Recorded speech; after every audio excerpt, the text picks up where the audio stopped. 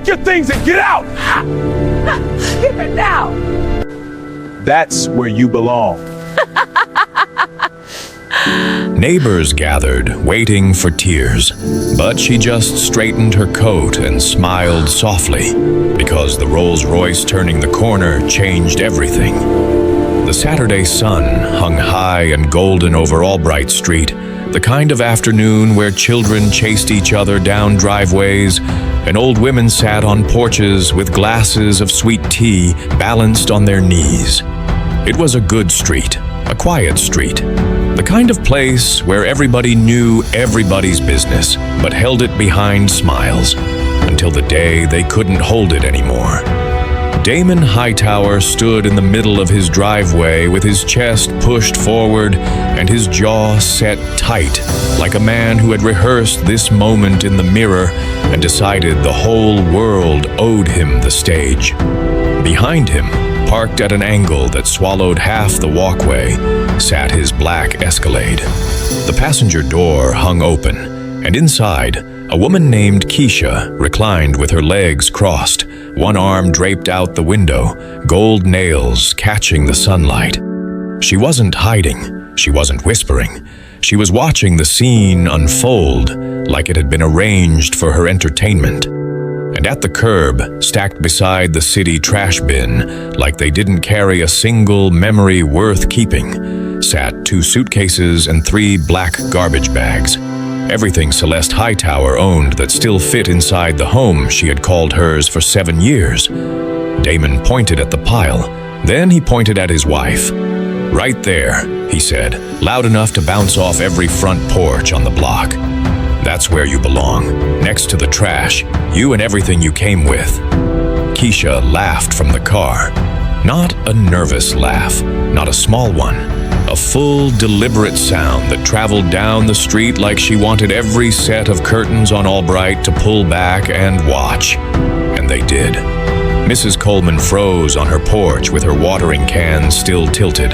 The Jefferson twins dropped their jump rope in the middle of the sidewalk. Mr. Avery lowered his newspaper and didn't pick it back up.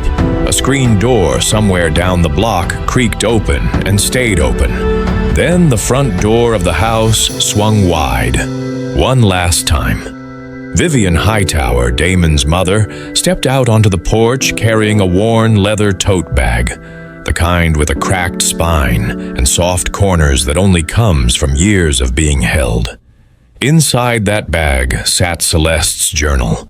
Old, heavy, filled with handwriting that wasn't hers, pages her grandmother had written long before Celeste was born. Vivian walked down the 3 porch steps with the posture of a woman who had waited years for this afternoon. She crossed the driveway without looking at Celeste, dropped the bag on top of the suitcase pile, and the journal slid halfway out, its leather cover catching the sun. Then Vivian turned toward the Escalade, smiled at Keisha, and said it loud enough for the whole block to hear. "Welcome home, sweetheart." 3 of them now.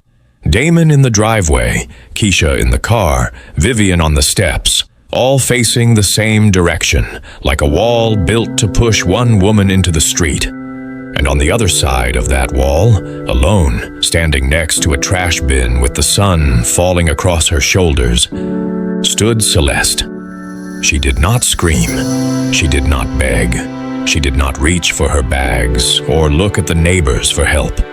She stood with both hands at her sides, her back straight, her chin level. She looked at each of them, one at a time, slowly. The way a woman looks at people she has already finished mourning. Then she did something nobody on that street expected. She bent down, picked up the journal from the pile, dusted the cover with the heel of her palm, and tucked it under her arm. She straightened her coat, adjusted the collar, and let the silence stretch until every soul on that block could feel it pressing against their chest.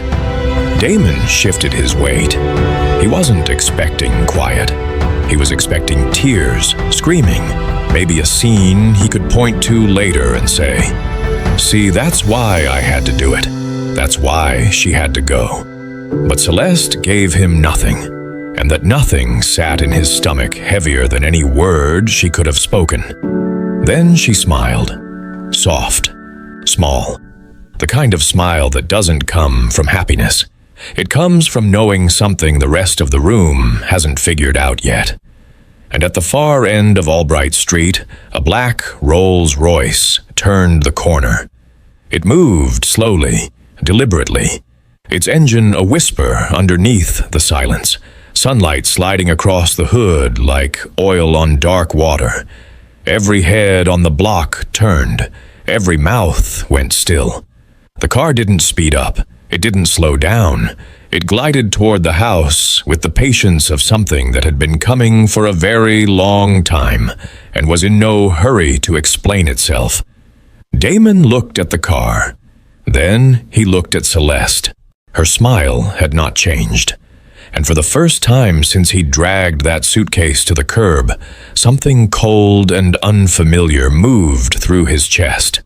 Not guilt, not shame, but the sudden understanding that he had missed something. Something important. Something he couldn't take back. Every person on that sidewalk believed they were watching a woman hit rock bottom. Not a single soul understood they were watching a woman who had already been caught by hands they couldn't see. 7 years before that Saturday, Damon Hightower walked into a hair salon on Brewster Avenue looking for directions to an auto shop 2 blocks east. He never found the shop, but he found Celeste. She was sitting in the 3rd chair from the window, reading a paperback with one hand and holding a comb in the other while her client's color set. When she looked up and smiled, it was the kind of smile that didn't ask for anything. And that was the thing that made him stay.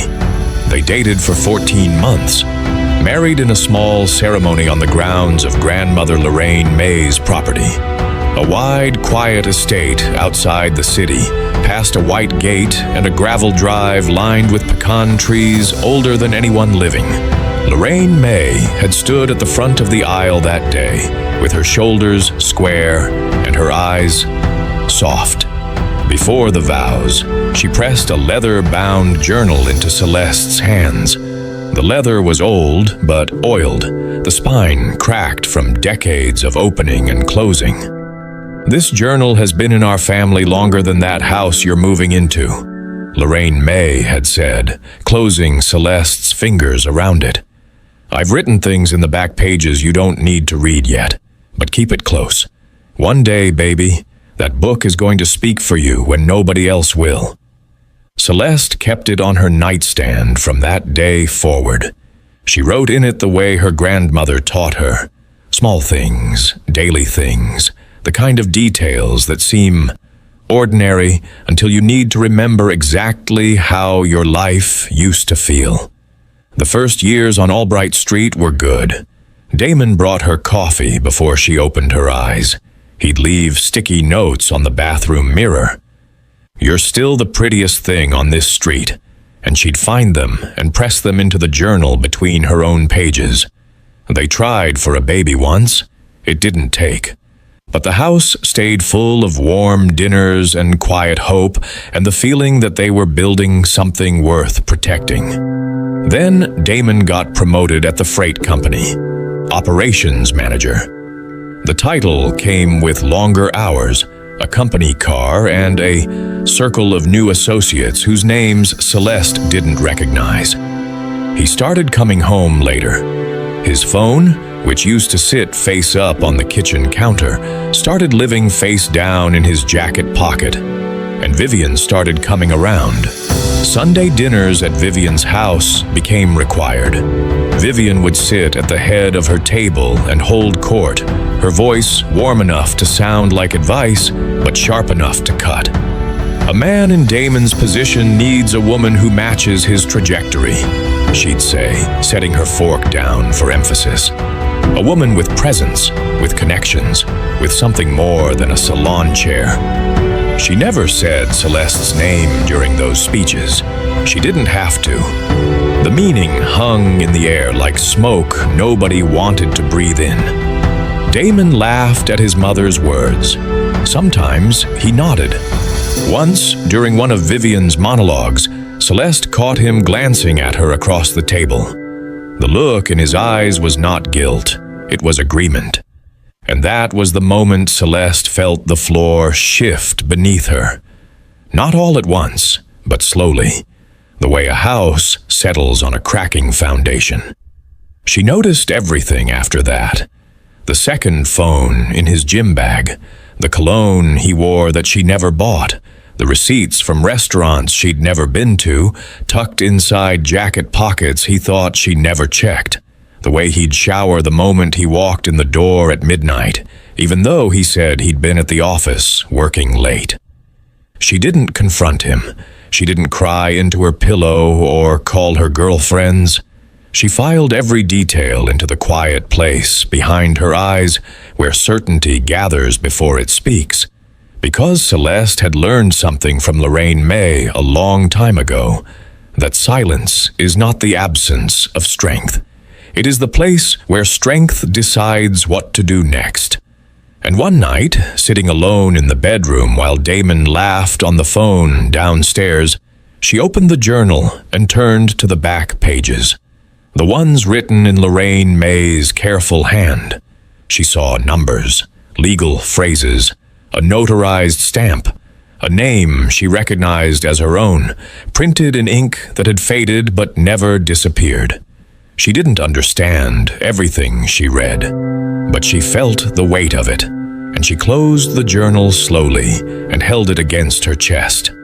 Something was hidden inside that book, something Lorraine May had planted years before, like a seed buried deep enough to survive any storm, and whatever it was waiting. The truth found Celeste on a Tuesday. Not a special day, not a day anyone would remember for any reason except what happened inside it. The sky was overcast. Leftover chicken sat wrapped in foil on the second shelf of the fridge.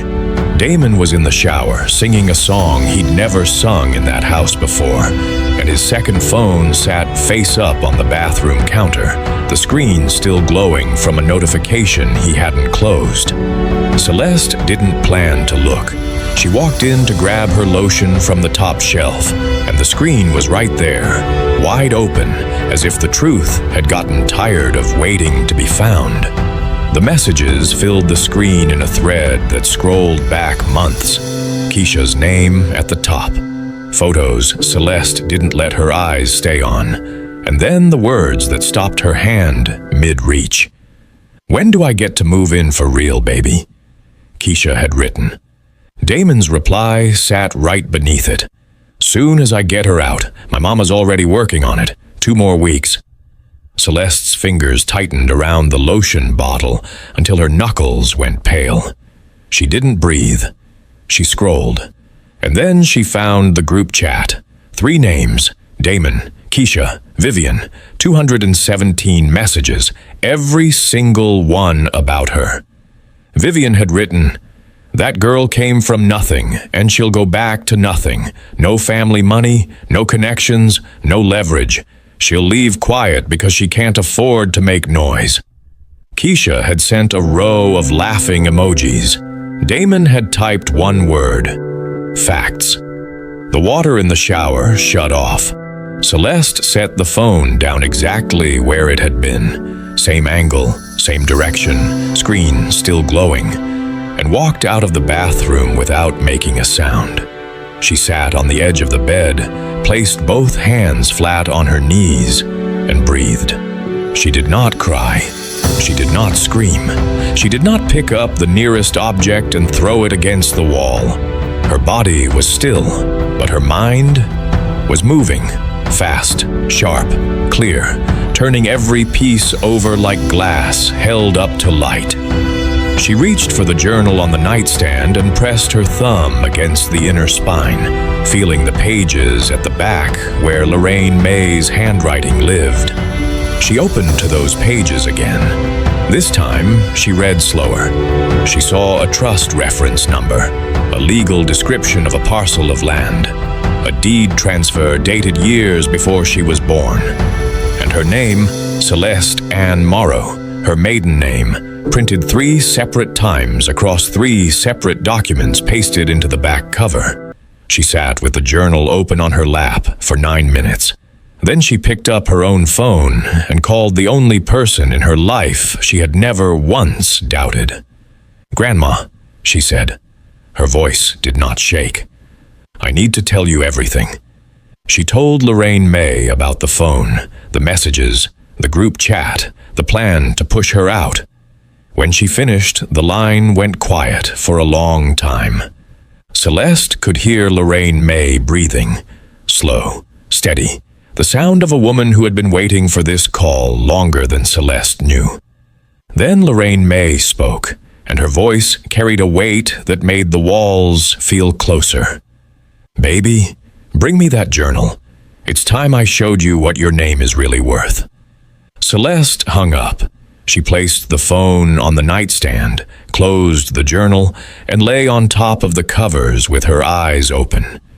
Damon walked out of the bathroom, climbed into bed beside her, and fell asleep without saying goodnight. She stared at the ceiling until the room turned blue with early morning light. Not because she was broken, but because she was building something in her mind. Turning every detail over, deciding which stones to set in place and which ones to throw. And the question that sat at the center of everything, the one she could not yet answer, was this. What had her grandmother buried inside that journal all those years ago?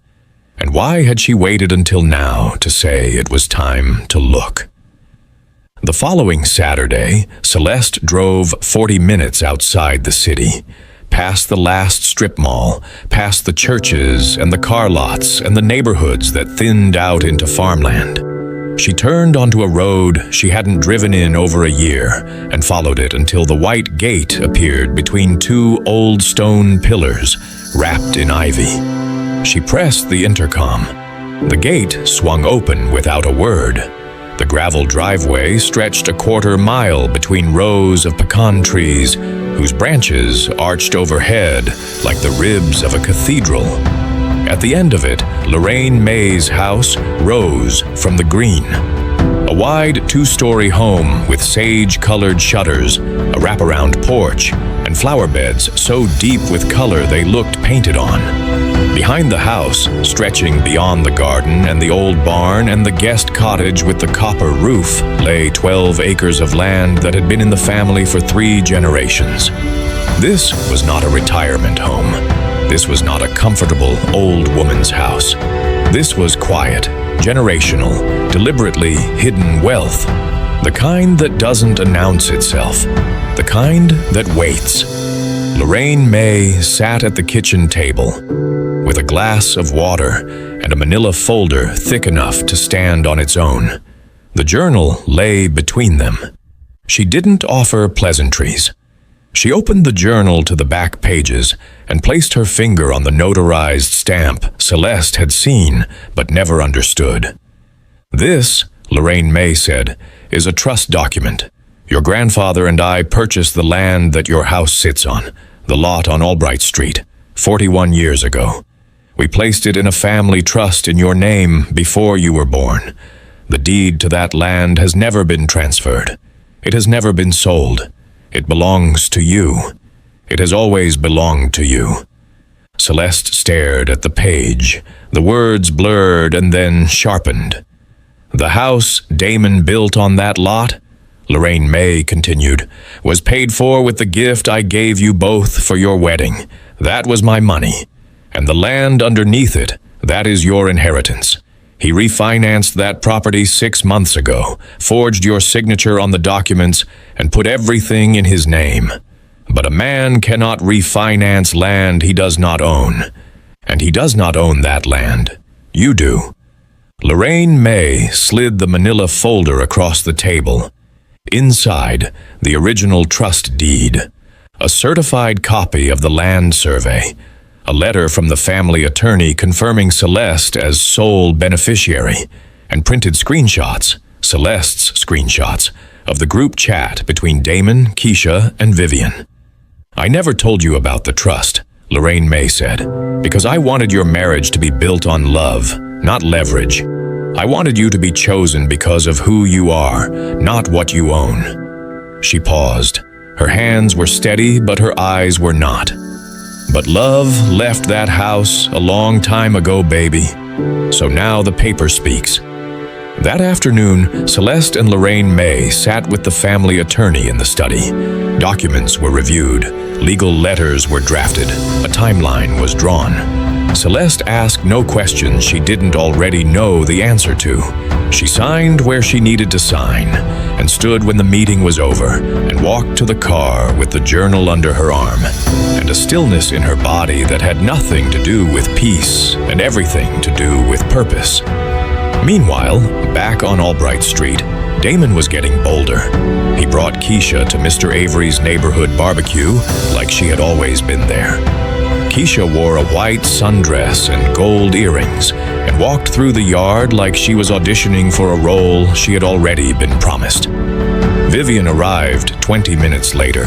She walked straight to the grill, placed her hand on Damon's shoulder, and introduced Keisha to a circle of neighbors. "This is Damon's new chapter. I think y'all are going to love her." Nobody said a word. Mrs. Coleman picked up her plate and moved to the other side of the yard. The Jefferson twins' mother pulled her daughters closer. Mr. Avery flipped a burger and did not look up, and then Vivian saw Celeste. She was standing near the fence, alone, holding a paper plate with potato salad she hadn't touched. The sun was behind her, and she looked small against the yard full of people who wouldn't meet her eyes.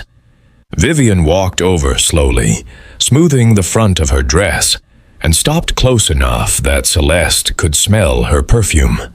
She tilted her head and spoke just loud enough for the circle of women nearby to hear, the kind of volume that pretends to be private, but is designed to wound publicly.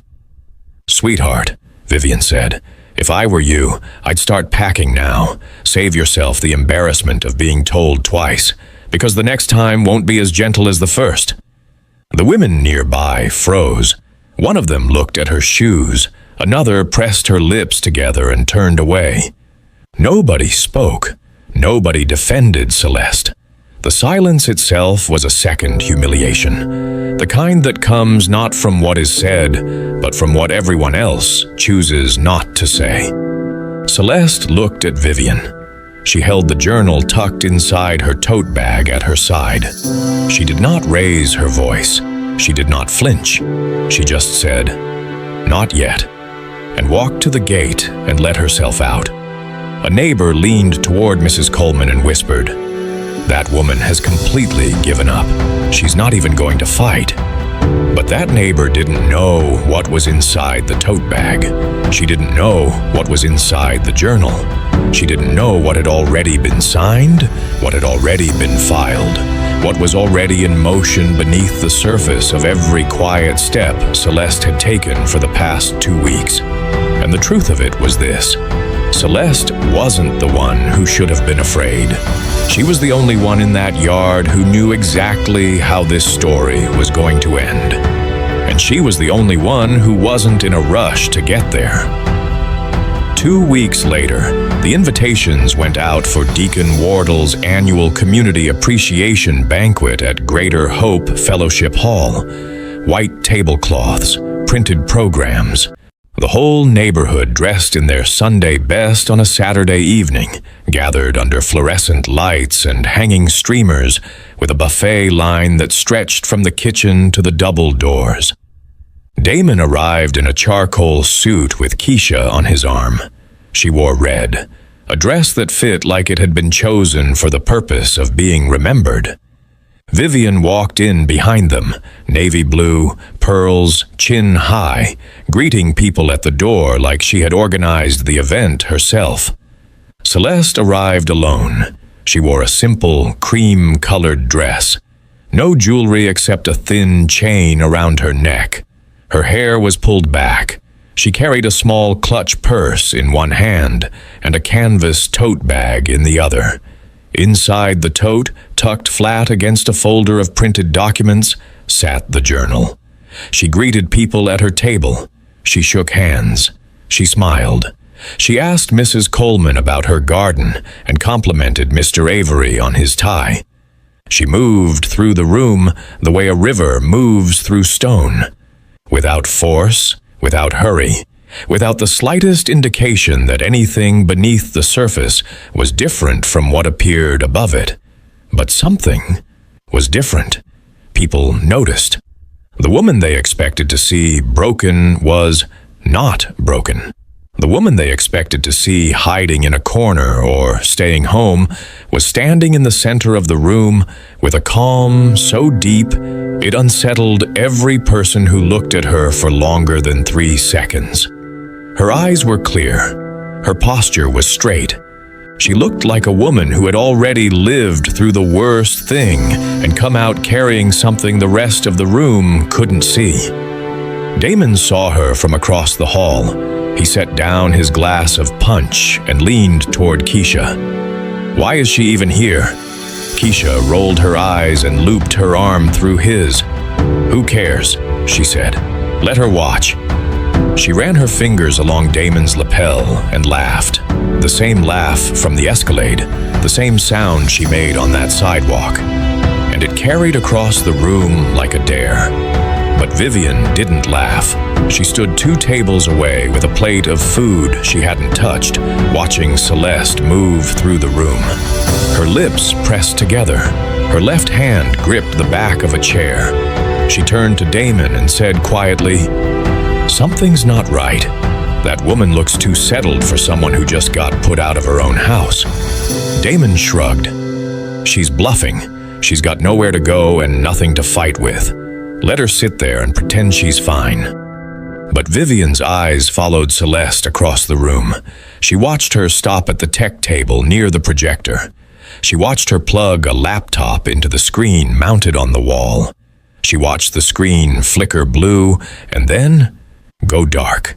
And she watched Celeste nod to herself. One small nod, the kind a person makes when the last piece of something has clicked into place, and return to her seat. Vivian set her plate down. She didn't eat again for the rest of the evening. Nobody questioned it. Volunteers handled tech setup every year, but Vivian's fingers tightened around her glass, and she didn't drink from it again. Deacon Wardell stepped to the podium. He welcomed the congregation. He blessed the food. He acknowledged the choir. He told a story about his late wife that made half the room cry and the other half laugh. And then he paused. He looked at the room for a long moment, his hands resting on either side of the lectern, and his voice dropped half a register. "Before we close this evening," he said, "a member of our community has asked to share something with this room. I have personally reviewed what she's prepared, and I believe, with my whole heart, that every person sitting in this hall tonight needs to hear it." 200 people sat in that room, thinking they were there for dinner and a speech. Only one woman knew what was really loaded on that screen. Celeste stood. The chair didn't scrape. She rose the way water rises, slowly, without resistance, without sound. She picked up the canvas tote, walked to the front of the hall, and set the bag on the edge of the podium. Then she faced the room. 200 faces looked back at her, some curious, some confused, a few already leaning toward their neighbors to whisper. Damon sat 4 tables from the front with Keisha on his left and Vivian on his right. His jaw tightened. His hand dropped from the table to his knee. Celeste did not raise her voice. She did not rush. She spoke the way her grandmother spoke, low, clear, and final. 8 days ago, she began, my husband dragged my suitcase to the curb and dropped it next to the trash bin in front of our home on Albright Street. He told me, in front of every neighbor on that block, that the trash is where I belong. She paused. His girlfriend sat in the car and laughed. His mother walked out of the house carrying my personal things in a garbage bag and dropped them on the pile. And then she turned to the girlfriend and said, "Welcome home, sweetheart." The room was still, not quiet, still, the kind of silence that presses against the walls. Not one person on that street said a word. She let the sentence sit. She watched it land on every face in the first 3 rows and spread backward like a ripple. Then she reached into the tote bag and pulled out a printed stack of pages. She turned toward the projector screen and pressed a button on the laptop. The first screenshot filled the wall. A text message. Damon's name at the top, Keisha's name below. The words were large enough for the last row to read, "When do I get to move in for real, baby?"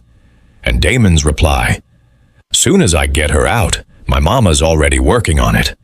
The room gasped. Not one gasp, a wave of them rolling from front to back like a tide pulling people under. Celeste pressed the button again. The next slide showed the group chat. 3 names, Damon, Keisha, Vivian. Vivian's message filled the center of the screen. "That girl came from nothing and she'll go back to nothing. No money, no connections, no leverage. She'll leave quiet because she can't afford to make noise." Vivian shot to her feet. Her chair flew backward into the legs of the person behind her. "Turn that off," she hissed. "Turn it off right now." Celeste did not look at her. She did not pause. She pressed the button again. The next slide was a mortgage document. Damon's name at the top. A signature at the bottom that read Celeste Hightower, but the handwriting was not Celeste's. She let the room look at it. She let them study the letters. Then she said calmly, "This is a refinance document my husband filed 6 months ago. He forged my signature to transfer our home entirely into his name. He thought that was the end of it." She reached into the tote bag again. This time, she pulled out the journal.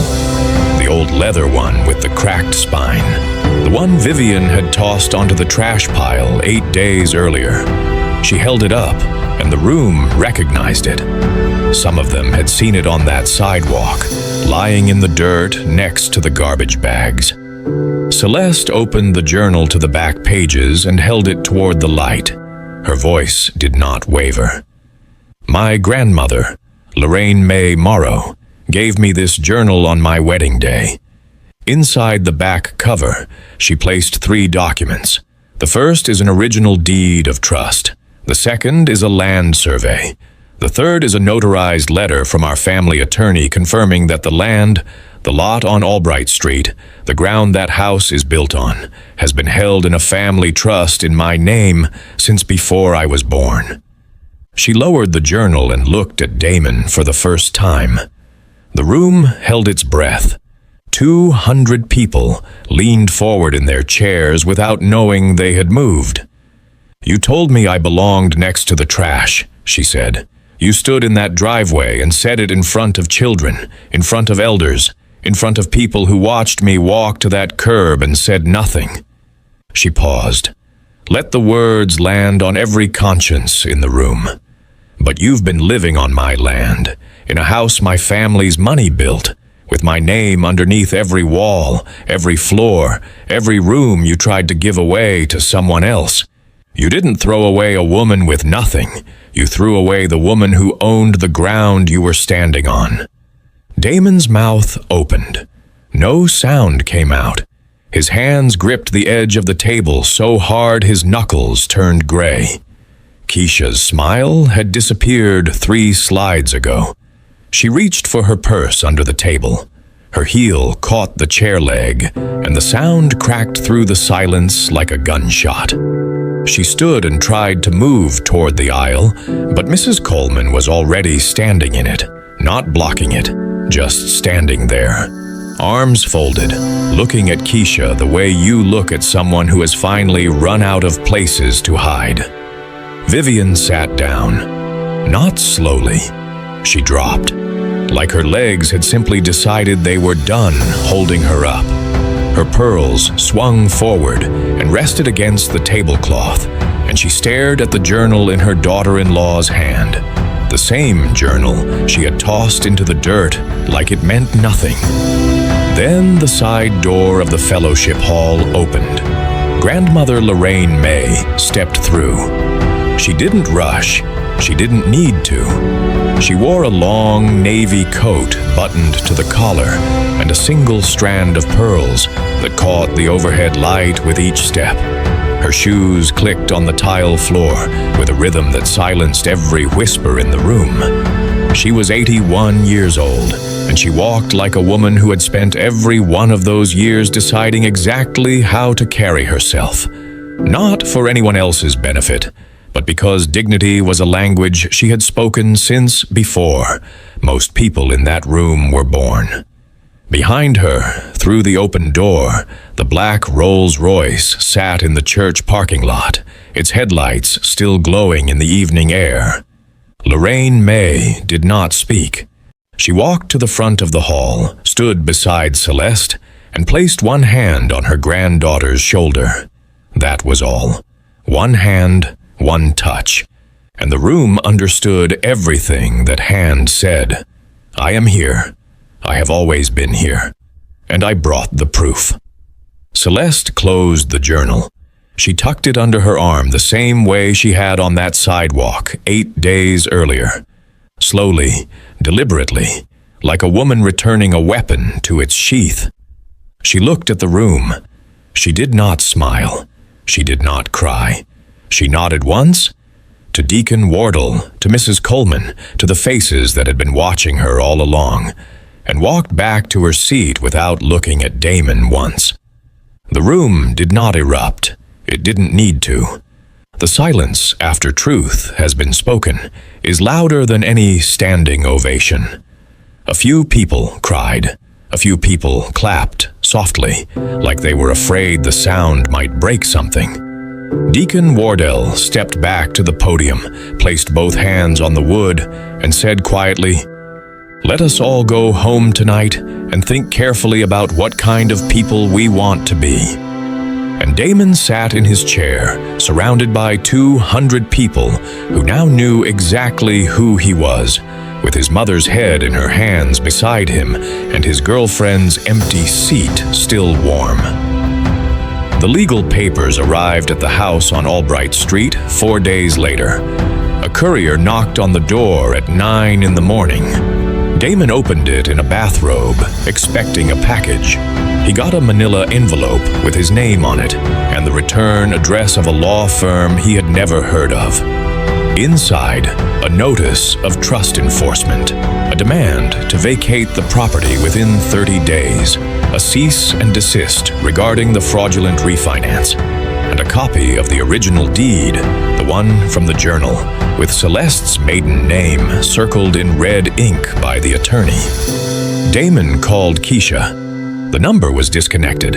He called again from the house phone. It rang 6 times and went to a voicemail box that had been cleared. He drove to her apartment that afternoon and found the parking spot where her car used to be empty. The blinds were drawn. The mailbox was overflowing. Keisha was gone, not just from his life, but from the city.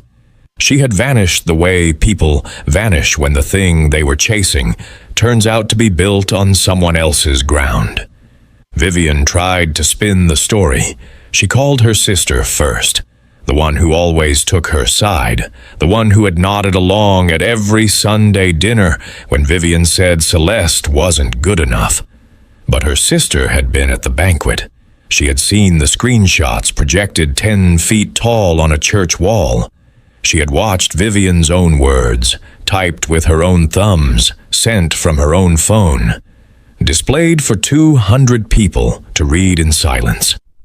"You did this to yourself, Viv," her sister said, "and you did it in writing. I don't know what you want me to say." Vivian called the women from her Bible study group. She called 2 cousins and a neighbor from her own street. Every call went the same way. A pause, a careful breath, and then a voice that was polite but finished. "Vivian, I saw what you wrote. I don't think I'm the right person to talk to about this. One by one, the doors closed. Not with anger, with something worse. The quiet withdrawal of people who no longer trust you enough to sit across a table from you. Damon drove to Lorraine May's estate 3 days before his deadline. He buzzed the intercom at the white gate and waited. The housekeeper's voice came through, calm and unhurried. "Mrs. Lorraine May asked me to tell you that you had your chance to be a husband. That chance is finished. Please don't come back to this gate." The intercom clicked off. The gate did not open. Damon sat in his car for 12 minutes, staring at the white pillars and the pecan trees beyond them. And then he drove back to Albright Street to finish packing. On the last day, he loaded his boxes into a rented truck alone. No one helped him. No one came out of their house to say goodbye. He carried his clothes, his shoes, his flat screen, his weights, and a framed photo of himself that used to hang in the hallway. He made 14 trips between the front door and the truck bed. On the 9th trip, he looked up and saw Mr. Avery standing on his porch across the street. The same porch, the same spot where Mr. Avery had stood the day Damon dragged Celeste's suitcase to the curb. Mr. Avery looked at him for a long moment. Then he turned around, walked inside his house, and closed the door. The keys sat on the porch railing. 2 sets, one Damon's, one that Vivian had given to Keisha at the barbecue, returned and useless, sitting side by side on the wood like punctuation marks at the end of a sentence nobody wanted to read. Damon climbed into the cab of the truck. He sat behind the wheel and looked at the house one last time. The garden Celeste had planted along the front walkway was still blooming. The curtains she had chosen were still hanging in the windows. The porch light she always left on was dark. He dropped his forehead against the steering wheel and the street was quiet around him. The kind of quiet that doesn't comfort. The kind that reminds a man exactly what he threw away and exactly how many people watched him do it. 3 months later, the light on Albright Street looked different. Or maybe it was the same light it had always been, just falling on a different story now. Celeste sat on the porch of a small cottage at the far end of Lorraine May's property, a place of her own. The roof was tin, and the porch was painted white, and along the side of the house ran a vegetable garden she had planted with her own hands, tomatoes and basil, and collard greens pushing up through the dark soil like small green promises. Wind chimes hung from the eave. A glass of sweet tea sat on the arm of the rocking chair, and on the small table beside her, open to a page near the middle, sat the journal. Not as evidence anymore, not as a weapon, just as a record. A reminder of where she came from and who had loved her long before she knew she needed it. Lorraine May came through the screen door carrying a second glass and sat in the chair beside her. Neither of them spoke for a while. The wind chimes turned once and went still. A bird landed on the garden fence and tilted its head like it was listening. Then Lorraine May said, "You didn't need the money, baby. You didn't even need the land. You just needed to remember who you were before he made you forget." Celeste looked at her grandmother, and for the first time in this whole story, the first time since that sidewalk, since that phone, since that banquet hall, she smiled. Not a careful smile, not a knowing smile, a real one. The kind that starts behind the eyes and reaches the mouth last. The kind that doesn't need a reason and doesn't owe an explanation. She reached over and placed her hand on top of Lorraine May's. 2 hands, 2 women, 3 generations of strength sitting on a porch they had earned with patience and truth, and the refusal to become the kind of people who hurt them. The journal lay open in the late afternoon light, its pages catching the gold of a sun that was finally going down. Easy. The garden was growing. The wind chimes sang one long, soft note that hung in the air like a prayer answered late, but answered right. And Celeste sat there, on her own porch, in her own peace, with her name under her feet and her story held in her own hands, breathing the kind of air that only reaches you after you've walked through every room that tried to keep you small. She never screamed. She never cursed his name. She never begged for what was already hers. She just waited, quietly, patiently, until the truth had no more room to hide. And when it finally came out, it didn't need to be loud. It just needed to be true. If this story reminded you that dignity is its own kind of power, share it with someone who needs to hear it tonight. And if you haven't yet, subscribe, because the next story is already waiting for you. Stay blessed until next time.